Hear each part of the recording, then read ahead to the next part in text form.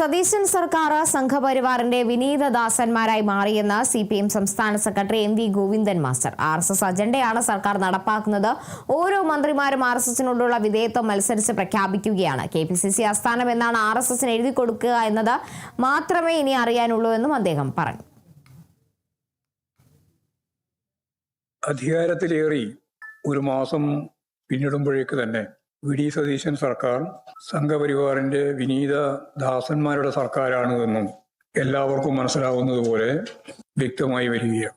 BJPക്ക് 3 MLA-മാരാണ് കേരള നിയമസഭയിൽ ഉള്ളതെങ്കിലും ഭരണത്തിൽ അവരുടെ അജണ്ടയാണ് UDF ഗവൺമെന്റ് നടപ്പിലാക്കിക്കൊണ്ടിരിക്കുന്നത്.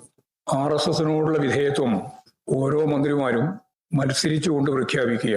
BJPയുടെ പഠന ശിബിരം KPCCയുടെ ഏറ്റവും പ്രധാനപ്പെട്ട സ്ഥാപനത്തിൽ നടത്തുന്ന അവസ്ഥ വരെ എത്തിയിരിക്കുന്നു. ഇനി കോൺഗ്രസ് നേതൃത്വം എപ്പോഴാണ് KPCC ആസ്ഥാനം RSSന് വിട്ടു നൽകുന്നത് എന്ന കാര്യം മാത്രമേ അന്വേഷിക്കേണ്ടതുള്ളൂ.